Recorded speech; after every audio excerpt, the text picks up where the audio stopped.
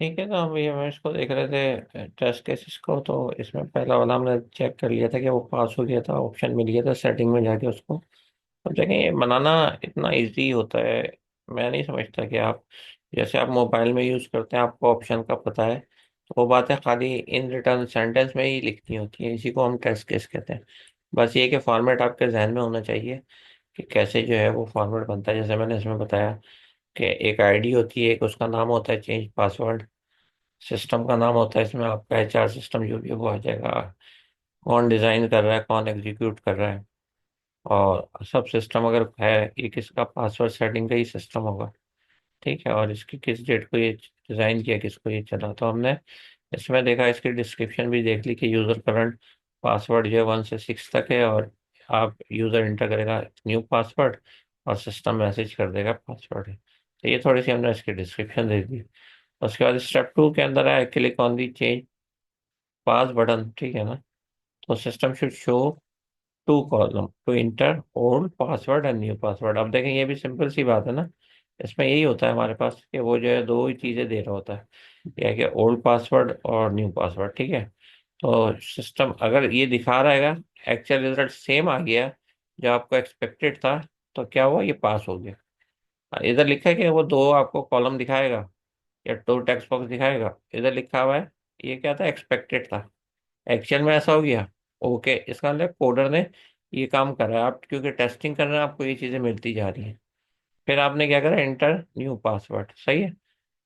तो ये message show करेगा कि इंटर करें न्यू पासवर्ड का। ठीक है जी, ओके कर रहेगा। उसके बाद क्या करा, system show message to enter new password. जो एक्सपेक्टेड था वो एक्चुअल में हो गया। ठीक है, क्या हुआ, पास हो गया। उसके बाद दोबारा अब आप ये था इंटर करंट पासवर्ड। सही है, तो ये था। अब इस स्टेप में है कि जी इंटर न्यू पासवर्ड। तो इंटर न्यू पासवर्ड था, सिस्टम आपको क्या एक्सपेक्ट था, सिस्टम शो मैसेज डेट, जब आप ये इनपुट करेंगे पासवर्ड हैज बीन चेंज। और ये एक्सपेक्टेड था, एक्चुअल में भी यही आ गया कि system show message that password has been change. सही है, ये पास हो गया। तो अगर आपके ये सारे पास हो गएंगे, सारे ऑप्शन आपको जो है वो नजर आ गए, तो फिर आप क्या है, अब सिंपल ये कि पूरा टेस्ट पास हो गया। तो user account password has been change, ये कंक्लूजन है, मैसेज आ जाएगा।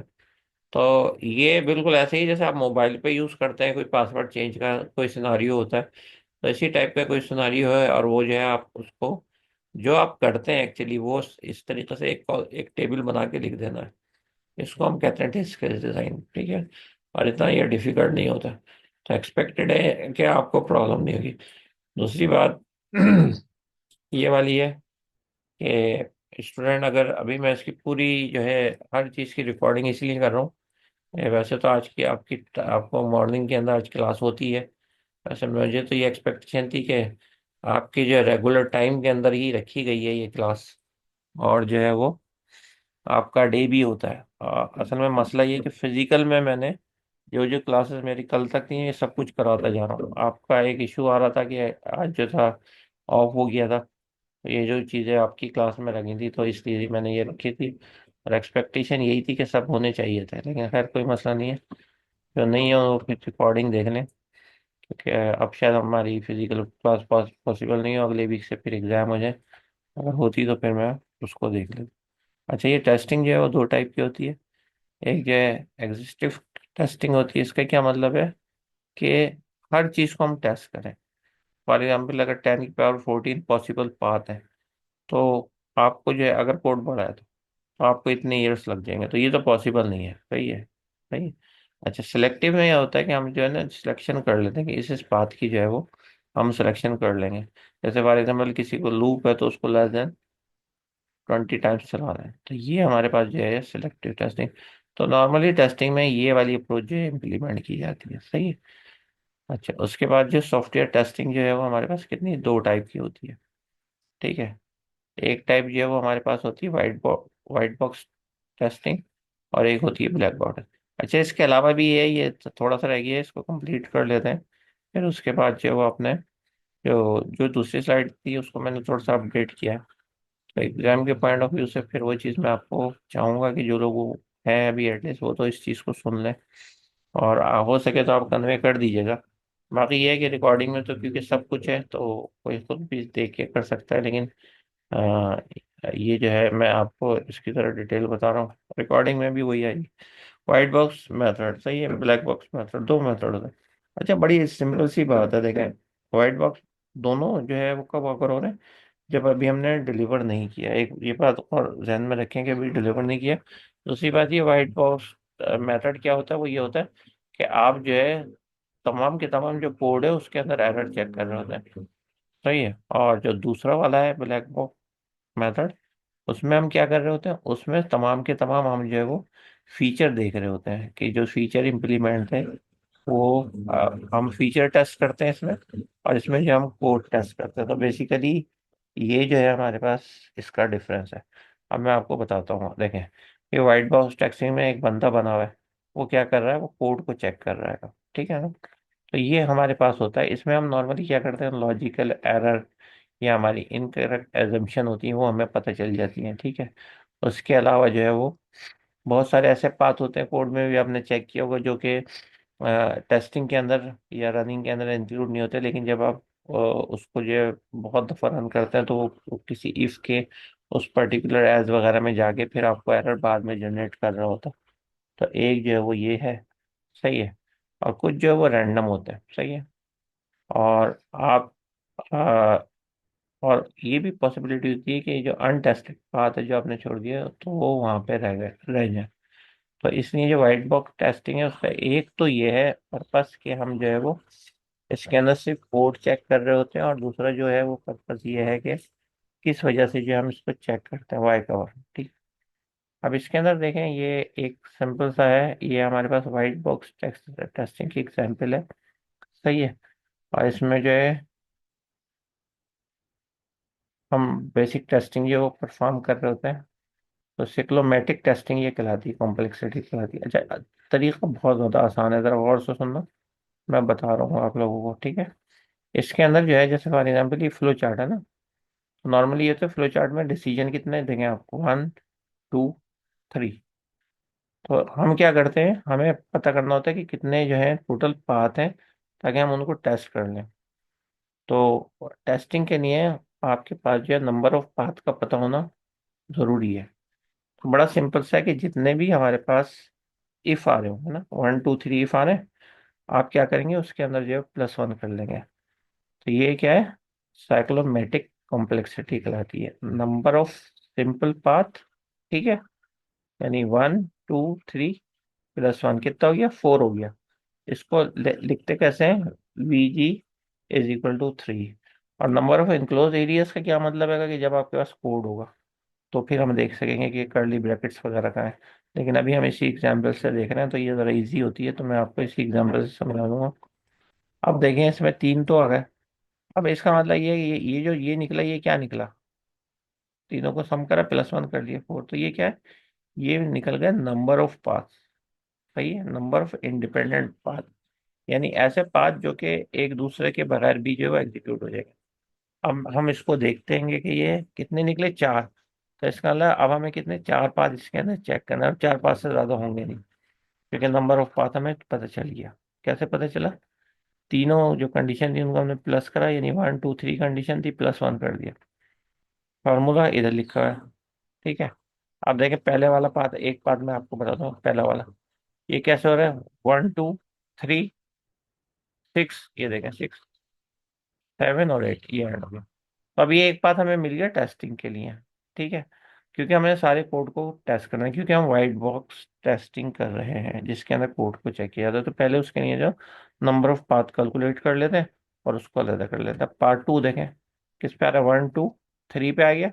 उसके बाद ये देखें 5 पे गया, ये 5 पे गया, 7 और 8। तो इस तरीके से जो है आपको पता चल जाता है कि वी ड्रिव कि कितने जो है वो पाथ आपने ड्रीव कर लिए टेस्ट केसेस के लिए। तो आपको इस कैलकुलेशन से ये आसानी हो गई कि टोटल जो हमारे पास कोड था उसमें 4 पाथ थे। अब चारों पाथों को हम जो है वो चेक कर सकते हैं। सही, फ्लो चार्ट अगर हो तो इसमें बहुत अच्छा है, नहीं हो तो फिर आप बना लें, इसके लिए जो है बेसिक है, सही है। और जो है हमारे पास जो है वो काउंटिंग करते हैं, जैसे अभी मैंने आपके सामने जो काउंटिंग की थी, सही है। और इसके अंदर each simple logical test, compound test count as two. अभी कंपाउंड टेस्ट वैसे था नहीं, यानी इफ के अंदर है। और अगर थ्री होते तो फिर हम क्या करते उसको थ्री काउंट कर लेते। बहरहाल मैंने अभी आपको एग्जाम्पल की जो है वो एक ही इफ की दी है, तो आपके जहन में सिर्फ एक ही इफ की होनी चाहिए। और आप वीजी जो है वो कैलकुलेशन करने के बाद जो है आप अभी मैंने डिसाइड बताया कि कौन कौन से हो सकते हैं। नॉर्मली कंडीशनल टेस्टिंग होती है, यानी वो अभी जो हमने की इफ की होती है। या फिर क्या होती है data flow testing. Data flow testing क्या होती है, जहाँ पे वेरिएबल इनिशियलाइज हुआ है, जहाँ पे हमने जो उसको प्रोसेस किया है, जैसे C is equal to A plus B. तो जब आप वो एरिया जहाँ पर डेटा जो है कुछ चेंज हो रहा है, या डेटा के अंदर कोई फार्मूला लग रहा है, या डेटा की प्रोसेसिंग हो रही है, तो वो कहलाती है डेटा फ्लो टेस्टिंग। उसको भी हम चेक करते हैं, और ये बड़ी इंपॉर्टेंट होती है जब रिजल्ट नहीं आ रहा होता। फॉर एग्जांपल, प्रॉफिट कैलकुलेट नहीं हुआ, तो अब आप सारे वेरिएबल्स को चेक करते हैं कि किस वेरिएबल जो है वो गलत रिजल्ट दे रहा है। और सही, और ये इसके बिल्डिंग टूल हैं विजुअल स्टूडियो में भी बहुत है कि आप वेरिएबल टू वेरिएबल वैल्यू जो है वो चेक कर सकते हैं। कंडीशनल टेस्टिंग की एग्जांपल अभी हमने देख ली, सही है। लूप टेस्टिंग भी होती है। लूप टेस्टिंग क्या होती है कि या तो आप उसको जो है वो स्किप कर दें लूप को, अगर आप उसको टेस्ट में नहीं रखना चाह रहे। कभी हम उसका एक पास देखते हैं, कभी टू पास देखते हैं, डिपेंडिंग। कभी जो है अगर ज़्यादा कॉम्प्लेक्स प्रॉब्लम होती है तो उसको एम पासेस देखते हैं, मतलब ज़्यादा पासेस उसके चेक किए जाते हैं। तो ये लूप टेस्टिंग जो है वो, अगर आपके पास सिंपल लूप है, कभी ऐसा होता है कि नेस्टेड लूप है, तो उसमें क्या किया जाता है, उसमें आपको पता है लूप्स इनर पहले चेक किया जाता है, ठीक है। जब इनर की एग्जीक्यूशन होती है सारी की, फिर आउटर चेक किया जाता है। अच्छा, कुछ ऐसे होते हैं कि एक लूप खत्म हो रहा है तो दूसरा शुरू हो रहा है, तो फिर उसके अंदर क्या करते हैं, दोनों को फिर हम अलग कर रहे होते हैं चेक, ठीक है। और नॉर्मली जो है आपके पास फर्स्ट वाला लूप एंड हो रहा है, उसमें जो काउंट की वैल्यू है वो दूसरे में डाल देते हैं, तो हमें फिर एक सीक्वेंस मिल जाती है। तो लूप चेकिंग का इतना वो सिर्फ ये है कि आपको ये पता जो होना चाहिए, यानी उसकी अभी हम ये इस टाइप की कोई कैलकुलेशन नहीं देख रहे हैं, बेसिक पास टेस्टिंग के लिए, ठीक है। उसको सिर्फ हम ये देख रहे हैं कि ये क्या क्या होते हैं और कैसे एग्जीक्यूशन करते हैं, और ये जनरल लॉजिक है। इसमें मैं कोई नई बात नहीं बता रहा कि पहले इनर लूप चेक करें फिर आउटर को काउंट करें, या दो लूप हों तो पहले पहले वाले को काउंट करें फिर दूसरे वाले को। ये आप लोग देख लीजिए। अच्छा, अब जो है दूसरी बात आती है, ये थी ब्लैक बॉक्स टेस्टिंग। ये सिंपल सी होती है। इसके अंदर ये होता है कि हम सिर्फ ये देखते हैं जो फीचर उन्होंने कहे थे वो क्या हमारे पास आ गए। हम देखें, ये इसकी पिक्चर भी बता रही है ब्लैक ब्लैक बॉक्स टेस्टिंग में ये क्या क्या होता है। रिक्वायरमेंट, उसकी इनपुट, उसका आउटपुट, उसके इवेंट, ये तमाम चीजें। अब देखें, इसको देख लेते हैं कि ये क्या है। जितने भी फंक्शन होते हैं उसको हम वैलिडेट कर रहे हैं, ठीक है। जो आपके पास फंक्शंस मतलब ये उन लोगों की रिक्वायरमेंट है, पूरी रिक्वायरमेंट के हवाले से इसको चेक करा जा रहा है, सही है। इसमें जो चेक किया जाता है सिस्टम का पूरा बिहेवियर और उसकी परफॉर्मेंस को देखा जा रहा है, जिसको अभी हमने टेस्टिंग में देखा था सिस्टम टेस्टिंग के नाम से, नहीं है। क्या क्लासेस होंगी उसको चेक किया जाता है, उनकी क्या जो है वो इनपुट्स होंगी, ठीक है।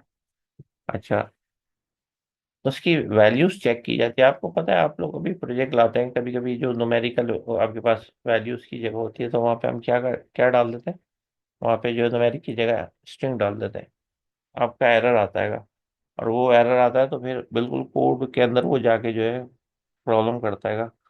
ये डेमो में तो अक्सर होता है, आपको याद होगा। तो ये है कि आपके पास जो है particular sensitive to the certain input value, यानी कि जो जो वैल्यू जिसकी रिक्वायर्ड है वही डालें। अगर नहीं डाल रहा है तो हम क्या करते हैं, कंडीशन लगा के, सही है, उसको चेक कर लेते हैं कि ये इनपुट वैल्यू क्या न्यूमेरिक है तो न्यूमेरिक यूजर की इनपुट है, नहीं है तो उससे दोबारा पूछ लेते हैं। बाउंड्रीज वैल्यू मैंने पिछली दफा भी बताया था यूनिट की इसके अंदर। बाउंड्रीज ये क्या होती है, मिसाल के तौर पे एक सैलरी, एक डेजिग्नेशन है मैनेजर का। उन्होंने कहा हुआ है कि उसकी सैलरी 1 लाख से 150 लाख होनी चाहिए। तो अगर कोई 150 से लेस डालता है उस बॉक्स के अंदर, तो आप एरर दे दें, सही है। सॉरी, 100 से लेस डालता है यानी 1 लाख से, तो एरर दे दें। 150 लाख से जो है, सही है, इनपुट डालते तो एरर, तो ये होगी बाउंड्रीज वैल्यू। तो ये बाउंड्री वैल्यू चेक की जाती है, ठीक है ना, कि विद इन दिस ये चीज है या नहीं है। फॉर एग्जांपल, हमारा आपका सॉफ्टवेयर ऐसा है कि आप जो है सिर्फ तीन उसके सिटीज के एम्प्लॉयज देते हैं, कराची, इस्लामाबाद और लाहौर। इसके अलावा आप अलाउ नहीं करते, या इधर ही से आप कस्टमर चाहते हैं, तो जो कॉम्बो बॉक्स हम बनाएंगे उसके अंदर ये तीन सीटें दे देंगे, यूजर टाइप ही नहीं कर सकता। तो हमने क्या करा, उसको रिस्ट्रिक्ट कर दिया, तो ये कहलाती है बाउंड्रीज वैल्यू। उम्मीद है आपको समझ में आ गई होगी। सही, what data rates and data volumes can be system tolerate. अच्छा, ये भी देखें, एक फीचर की बात है, अगर आपके पास डेटाबेस बढ़ता चला जा रहा है या डेली ट्रांजेक्शन 1000 में हो रही है, ऐसा सिस्टम है, तो क्या वो टॉलरेट कर सकता है? क्या आपने जो है इस किस्म का सिस्टम हार्डवेयर रखा हुआ है, या मल्टीपल ट्रांजेक्शन आ जाए?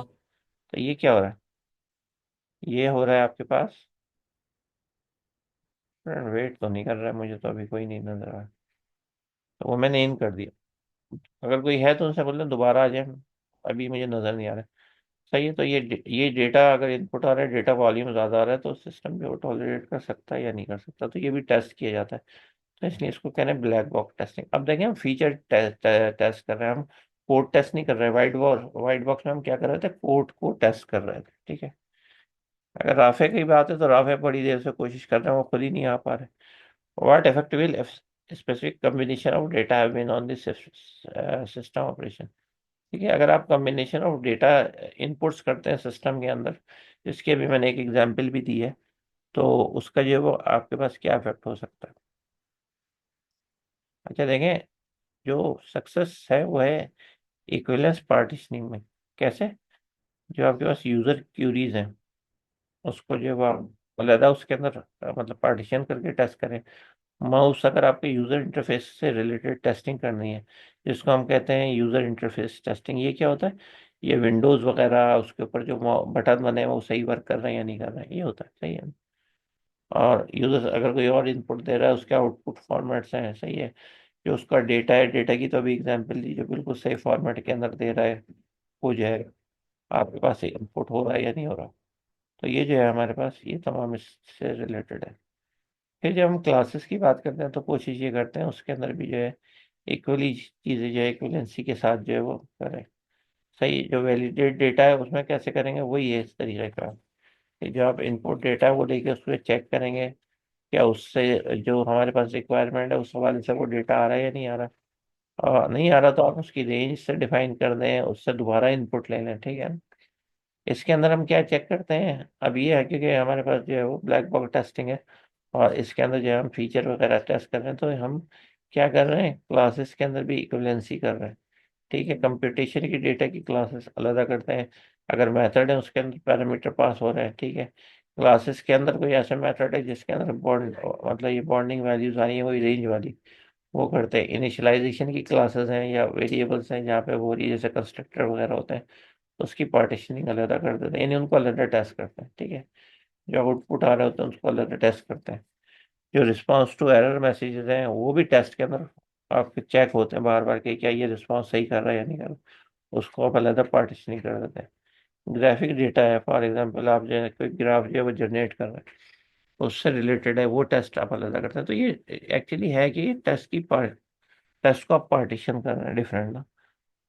और इनवैलिड डेटा, जाहिर बात है, जो डेटा जो है हमारे पास outside bounds of the program होगा ना, जैसे अभी दिया कराची और इस्लामाबाद से सिर्फ आप इनपुट ले सकते हैं, तो वो इनपुट ही ना ले, ठीक है। और फिजिकली इम्पॉसिबल डेटा, ठीक है, जैसे डिवाइडेड बाय जीरो कोई कर रहा है तो वो तो कैलकुलेटर भी जवाब दे देता है, सही है।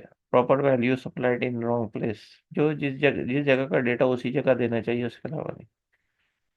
अच्छा, जो कंपैरिजन वाली बात आ रही है, तो इसके अंदर ये आ रही है कि नॉर्मली ऐसा होता है कि बहुत ज़्यादा कॉम्प्लिकेटेड सॉफ्टवेयर आ जाता है बनने के लिए ना, बनने के लिए आता है, तो उसका क्या हाल वो निकालते हैं, वो ये कहते हैं कि जी क्योंकि रिलायबिलिटी बहुत इंपॉर्टेंट है, उसको देख रहे हैं, तो वो उसका एक लॉजिक लगाते हैं। इसको हम कहते हैं कंपैरिजन टेस्टिंग। इसमें करते ये हैं कि आप जो है वो टीम दो इंडिपेंडेंट वर्जन बनाती है सॉफ्टवेयर के, ठीक है। स्पेसिफिकेशन रिक्वायरमेंट सेम रखती है, दोनों के जो है टेस्ट करके देखती है कि ठीक है ना, और फिर दोनों के जो आउटपुट्स आ रहे हैं उसको मैच करके देखती है कि उसका रीजन ये होता है कि दोनों के आउट, अगर एक का आउटपुट जो एक जगह गलत आ रहा है, दूसरे की जगह जो है वो थोड़ा सा डिफरेंट आ रहा है, तो एटलीस्ट आपको ये पता चल जाता है कि ये जो कंपैरिजन टेस्टिंग है ये वर्क कर रही है या नहीं कर रही है। और ये जो है कंसिस्टेंसी के लिए होता है कि अगर आप पैरेलल के अंदर रन कर रहेंगे और जो है दोनों एप्लीकेशंस एक ही रिजल्ट ले रही हैं, इसका मतलब है आपका लॉजिक जो है वो सही है। सही है। तो ये अगेन रिपीट करो, separate software engineering teams, teams different है, स्पेसिफिकेशन एक ही है। सही है। मिसाल के तौर पर टैली नहीं हो रहे हैं आपके पास रिजल्ट, तो टैली भी हो जाएंगे। टेस्टिंग मेथड आपके पास एक फॉल्ट बेस्ड टेस्टिंग होती है, ठीक है, जो अभी मैंने फॉल्ट देखा कि उसमें एरर्स ही देखे जाते हैं या डिफेक्ट सिस्टम्स के देखे जाते हैं। क्लास टेस्टिंग जो होती है उसके अंदर क्लासेस और उसकी हायरार्की चेक की जाती है। सिनारियो बेस्ड टेस्टिंग के अंदर जिस तरीके से हमने एक सिनारियो बनाते हैं यूज केस में, उसमें एक एक्टर होता है, तो उसमें जितने भी ऑप्शन हो रहे होते हैं, तो आप वो सिनारियो सामने रखते हैं और उससे रिलेटेड जितनी भी क्लासेस होती हैं, जितने भी इंटरफेस होते हैं, उस सिनारियो में जो जो चीज़ें थी उनका एक कंबाइंड टेस्ट जो है वो रख देंगे, ताकि सक्सेसफुली आप देख सकें कि आप जो है आपका पूरा scenario from end to start जो है वो पॉसिबल हो रहा है या नहीं हो रहा। नहीं, ऑब्जेक्ट ओरिएंटेड के अंदर देखें तो पार्टीशनिंग, अभी जिस तरीके से अभी हमने बात भी की थी कि हम जो है वो रिड्यूस कर देते हैं नंबर ऑफ टेस्ट केसेस और पार्टीशन कर देते हैं, जैसे बिल्कुल अभी हमने इक्विवेलेंस पार्टीशनिंग के अंदर किया था। ठीक है। अच्छा, इसके अंदर क्या होता है, अब ये जरा वर्ड समझिए, स्टेट स्टेट बेस्ड पार्टीशनिंग क्या है। सही है। इसके अंदर क्या हो रहा है कि आप जो है वो क्लास के अंदर कोई चेंज आ रहा है, सही है, उसके बिहेवियर के अंदर चेंज आ रहा है, आप वो ऑपरेशन परफॉर्म करते हैं या उस चीज़ को टेस्ट करते हैं जिसकी वजह से क्लास या उसके डेटा या उसके ऑब्जेक्ट में चेंज आ रहा है। फॉर एग्जांपल मैं बता देता हूँ, फॉर एग्जांपल विड्रॉ का एक है आपने बनाया हुआ है। अब विड्रॉ का मेथड है वो चेंज करेगा, डिपॉजिट का मेथड उसमें डिपॉजिट करेगा, बैलेंस हर वक्त चेंज ही होता रहेगा, तो इसका मतलब उसकी स्टेट चेंज हो रही है। तो उस तरीके से आप उसको कैटेगराइज कर सकते हैं, नंबर वन। दूसरा ये एट्रीब्यूट बेस्ड पार्टीशनिंग, उसमें आप जब एट्रीब्यूट्स जो है उसको एक्चुअली काउंट कर रहे होते हैं या उसको जो है वेटेज दे रहे होते हैं। एट्रीब्यूट किस चीज़ के होते हैं हमें पता है, एट्रीब्यूट जो है क्लास के होते हैं। तो अगर आप पार्टीशनिंग कर रहे हैं बेसिक ऑन दी ऑपरेशन, यानी कॉमन ऑपरेशन है कुछ एट्रीब्यूट्स के, तो उसके बेस के ऊपर अगर आप पार्टीशनिंग कर रहे हैं। कैटेगरी बेस्ड पार्टीशनिंग जो है वो ये होती है कि आपके पास जो है जो जर्नल फंक्शंस होता है, ये फंक्शंस के बेसिस के ऊपर कर रहे होते हैं। और नॉर्मली ये मैंने आपको पहले भी बताया था लास्ट क्लास में कि दो तरीके की होती है, एक होती है कन्वेंशनल टेस्टिंग, वो होती है स्ट्रक्चर प्रोग्रामिंग, प्रोग्रामिंग फंडामेंटल की, और एक होती है ऑब्जेक्ट ओरिएंटेड प्रोग्रामिंग। ठीक है। टेस्टिंग पैटर्न कौन से होते हैं, पेयर टेस्टिंग, एक होती है पेयर प्रोग्रामिंग, साथ बैठ के अभी बताया था दो लोग प्रोग्राम कर रहे होते हैं ताकि मिल के लॉजिक बनाए, ऐसे दो लोग मिलके जब टेस्ट करते हैं तो उसको कहते हैं पेयर टेस्टिंग। ठीक है। इसके अंदर जो है आपकी एफिशिएंसी बहुत ज़्यादा इंप्रूव हो जाती है, जो एक टेस्टर के मतलब सामने से बात निकल जाती है तो वो दूसरा टेस्टर उसको डिटेक्ट कर सकता है। दूसरा पैटर्न ये है कि आप जो है वो डिफरेंट जितने भी इंटरफेसेस है उनकी टेस्टिंग करते हैं, ये भी एक पैटर्न है। ठीक है। क्लासेस वाइज देखें तो क्लासेस की टेस्टिंग कर रहे होते हैं, ठीक है, और अगर आप इंटरफेसेस की देखें तो इंटरफेसेस की टेस्टिंग कर रहे होते हैं। नॉर्मली ये जो टर्म यूज़ करते हैं टेस्ट इंटरफेसेस, तो ये ऑब्जेक्ट ओरिएंटेड से इसलिए रिलेटेड है कि उसी के अंदर क्लासेस और इंटरफेस होते हैं, तो उसको हम रिलेट करके जो इंटरफेस जो क्लासेस एक ही मतलब ऑब्जेक्टिव से डील कर रहे होते हैं, तो उसके हवाले से जो है आप उसमें भी पार्टीशनिंग कर देते हैं। इस पैटर्न का नाम है टेस्ट सेपरेट टेस्ट इंटरफेसेस, यानी इंटरफेसेस ये क्लासेस को सेपरेट करके फिर टेस्ट करते हैं। और तीसरा जो है अभी हमने डिस्कस किया था सिनारियो टेस्टिंग, कि सिनारियो है यूएमएल उसका बना हुआ है या यूज केस बना हुआ है, उसके अंदर जो जो एक्टिविटी हो रही है, फॉर एग्जांपल एक एक्टर है, अपॉइंटमेंट लेने के लिए आया डॉक्टर से, उसमें डॉक्टर है, तो इसका मतलब इसमें जितनी भी चीज़ें इंक्लूड हो रही हैं, तो उसको हम एक सिनारियो के कंसिडर कर चुके हैं, तो फिर हम जो है वो पूरा कंपाइल सिनारियोस की टेस्टिंग करते हैं। ठीक है। अच्छा, अब जो है वो मैं अभी हमारे पास थोड़ा सा टाइम है, तो मैं थोड़े सा आपको जो है ये बता देता हूँ। ये मैंने बताया तो था उस दिन, ये यूनिट टेस्टिंग भी बता दी है, सही है, लेकिन उससे पहले मैं आपको, अच्छा ये मैं आपको सम अप कर रहा हूँ, ठीक है, चीज़ें जो है थोड़ी समराइज कर रहा हूँ। और जो थोड़ी सी मैंने चेंजेस किए उस हवाले से, चेंजेस का मतलब चेंजेस नहीं किए, अपडेट किए, और ये मैंने लास्ट क्लास में भी बताया था, लेकिन अभी मैं फिर एक आपको बता देता हूँ। ठीक है, ये हमारे पास वही है, ये रिस्क मैनेजमेंट की हमने बहुत पहले पढ़ी थी। अब इसमें ये था रिस्क टेबल, तो जो चेंज की है इसके अंदर वो ये की, और ये लास्ट क्लास में समझाया भी था कि रिस्क टेबल बनता कैसे है। ठीक है, तो क्योंकि ये रिस्क टेबल था लास्ट टाइम। अच्छा, दूसरी बात ये थी, हमने ये देखा था रिस्क आर्ट कॉलम क्या होता है, ये आपसे पूछता है प्रिपरेशन भी। तो इसका सिंपल, जो मैंने पहले क्विज से पहले बता दिया था, जो क्विज में पूछा उससे पहले मैंने आपको ये बताया था, ये डिस्क्रिप्शन होती है ये, कि कैसे रिस्क को जो है हम मैनेज करेंगे। सिंपल यही इसका आंसर था जो मैं एक्सपेक्ट कर रहा था, आपको क्विज में दिया था। और इन तीनों की जो है आपने फुल फॉर्म लिखनी थी, यही क्वेश्चन था। अच्छा, एस्टिमेट द प्रोबेबिलिटी ऑफ एक्वेरेंस, ये है। अब इसकी एक एग्जाम्पल, ये एक आपके पास जो है टेबल बना हुआ है, और इसमें जो है वो हमारे पास फंक्शनल डिफरेंट है। रिस्क एरिया कौन सा है, फंक्शनल एरिया है। इसमें रिस्क फैक्टर कौन सा है, brief description of the risk. ठीक है, यहाँ पे हमने लिख दिया, ये सारी चीजें मैं बताती हूँ। अब मैं सिर्फ आपको एक बात बता रहा हूँ, जो चीज मैंने ऐड की है आपकी आसानी के लिए, या आपको प्रॉब्लम ना वो ये, जैसे फॉर एग्जाम्पल एक रिस्क लिख दिया, tool could not communicate with the already existing API. जो आप सॉफ्टवेयर बनाने के लिए जा रहे हैं वो उस एपीआई से जो वो मैच नहीं कर रहा ना, तो प्रोबेबिलिटी है वेरी हाई है इसकी, सही है। इम्पैक्ट ये है कि अगर नहीं करेगा तो सॉफ्टवेयर जो है उसका तो वो फेलियर की तरफ जाएगा, या कॉस्ट बहुत बढ़ जाएगी। सही है, और उसकी प्रायोरिटी कितनी है, 1। सही है, यानी हम उसको रख भी सबसे ऊपर है। और ये जो मतलब रिस्क जो है, जो आपके पास मेंशन किया प्रोजेक्ट मैनेजर की तरफ से आया है। ठीक है, तो देखें, इस चीज़ को हम क्या कहेंगे, इस चीज़ को कहेंगे, क्योंकि एपीआई नहीं मैच करी तो इसको कहेंगे technology does not meet specification. तो एग्जाम्पल के लिए मैंने एक आपको इसी वाली प्रॉब्लम का, किसकी मैं पहले की बात कर रहा हूँ, इसी प्रॉब्लम का क्या कर दिया, इसी प्रॉब्लम का जो है तीनों एम डिफाइन कर दिया। सही है, पहले एम के अंदर ये कर रहे हैं कि किस तरीके से हम अवॉइड कर सकते हैं।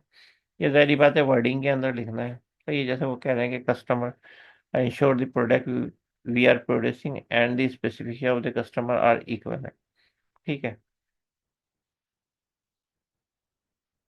बोले इसको रोकने के लिए आप मीटिंग करें कस्टमर के साथ, उसको बताएं कि ये प्रॉब्लम है। ठीक है, अगर कोई अल्टरनेटिव निकलता है तो उसकी तरफ जाएंगे। तो उससे मॉनिटरिंग क्या है कि जो मीटिंग हुई है वो इंश्योर करें कि कस्टमर सही अंडरस्टैंड करा उसने, और जो रिक्वायरमेंट है उस हवाले से वो अपडेट हो गया या नहीं हो गया, या वो खुद अपडेट कर रहा है एटलीस्ट उस एपीआई वगैरह से, ये जो टेक्नोलॉजी मैच नहीं कर रही उससे वो निकल जाए मैनेजमेंट। सही है, और आप जो है वो डेवलपमेंट टीम रियलाइज ये जो फैक्टर हुआ तो ये कस्टमर से जो है वो नोटिफाई करे उसको, बार मतलब बताए के रेक्टिफाई करे। हो सकता है प्रॉब्लम सॉल्व हो जाए, हो सकता है उसके जगह कोई और अल्टरनेटिव आप उसको सजेस्ट करें और कस्टमर उसको एक्सेप्ट कर ले। तो ये जो है हमारे पास जो है सिस्टम है। और फिर इन द एंड ये सोल्यूशन है कि आप अपने सॉफ्टवेयर को ऐसा मॉडिफाई कर लें कि वो एपीआई जो है वो उसको एक्सेप्ट कर लें। ठीक है, ये रिस्क एक्सप्लोजर का ये मैंने लास्ट टाइम पूरा सॉल्व करके आपको बता दिया था, अगर आपको याद हो तो। ठीक है, ये इसकी एक एग्जाम्पल है, मैंने आप लोगों को डिफाइन किया था ना, R is equal to probability into cost, तो ये एक एग्जाम्पल दी हुई है। इसमें जो है वो हमारे पास ये तमाम की तमाम चीज़ें जो है वो इनपुट है।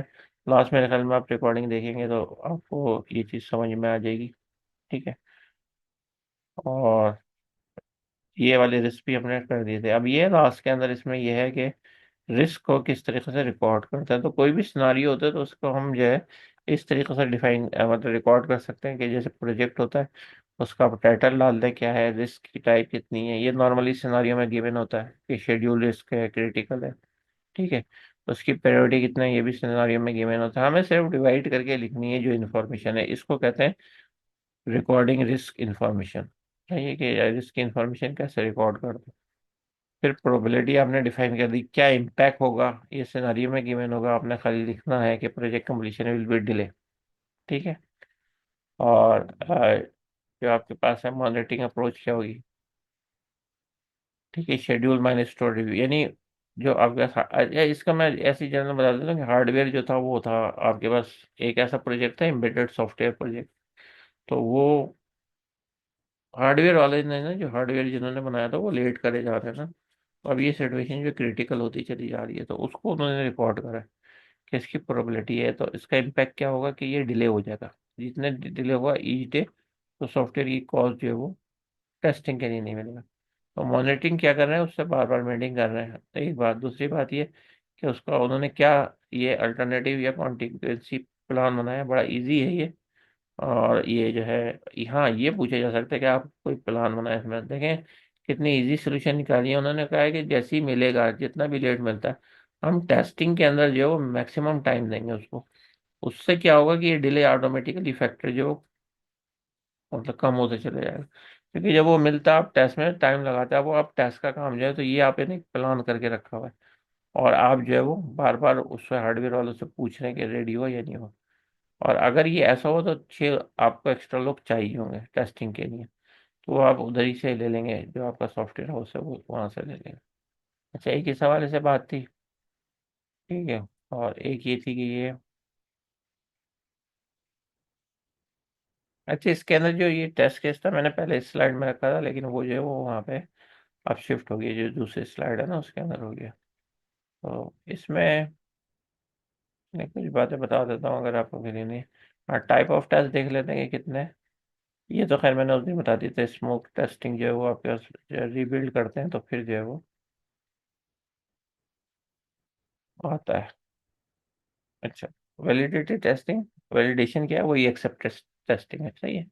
ये हमने उसमें देखी थी, जब हम चार टेस्टिंग, सिस्टम टेस्टिंग भी हमें पता है कि ओवरऑल सिस्टम की टेस्टिंग होती है जब सिस्टम कंप्लीट हो जाता है। साथ में ये भी होता है इसके कि आपके पास अगर कोई हार्डवेयर है और अटैच हो रहा है तो वो भी टेस्ट कर लेते हैं इसके अंदर। उसके अलावा सिस्टम टेस्टिंग में क्वालिटी टेस्टिंग भी इंक्लूड होती है कि रिलायबल है या नहीं है, जो भी हमने देखा। अल्फा बीटा टेस्टिंग, आप बीटा, ये भी बहुत आसान है। इसमें बीटा टेस्टिंग आपको पता है कि बीटा वर्जन आते हैं मार्केट में, तो वो बाद में आते हैं, मतलब वो निकलने के बाद रन होते हैं तो कस्टमर फीडबैक देता है, तो फिर वो सही करते हैं अपने सॉफ्टवेयर को। तो उसको निकलने से पहले जब आपके सॉफ्टवेयर होते हैं उसमें एक और टेस्टिंग होती है, वो कहलाती है अल्फा टेस्टिंग।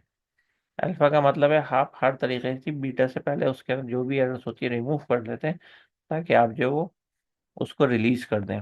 और जैसे ही वो रिलीज होती है तो रिलीज होने के बाद वो बीटा टेस्टिंग में चली जाती है, और बीटा से जो फीडबैक आते हैं उसको आप क्या करते हैं, रिमूव करते हैं। तो अल्फा टेस्टिंग और बीटा टेस्टिंग कम्बिनेशन के अंदर यूज होती है अल्फा रिलीज होने से पहले। और जब आपने कस्टमर को दे दिया बीटा टेस्टिंग के लिए, तो वो उसके पास चली जाएगी, फिर उसके फीडबैक के ऊपर होगा। रिकवरी टेस्टिंग अभी जैसे पढ़ी थी हमने, टाइम टू फेलियर वाली, कि अगर खुदा न खास्ता कोई ऐसा इवेंट ऑकर हो जाए कि सर्वर डाउन हो जाए, या आपके पास बहुत ज़्यादा ट्रांजेक्शन आ जाए, या नेट का इशू आ जाए, तो अगर सिस्टम डाउन होता है तो कितने टाइम में रिकवर होगा। तो हम क्या करते हैं, ये प्रॉब्लम खुद क्रिएट करके, यानी कि नेट को डिस्कनेक्ट करके या इस किस्म की एक्टिविटी करके ना उसको रिकवर करने की कोशिश करते हैं और उसका टाइम नोट करते हैं।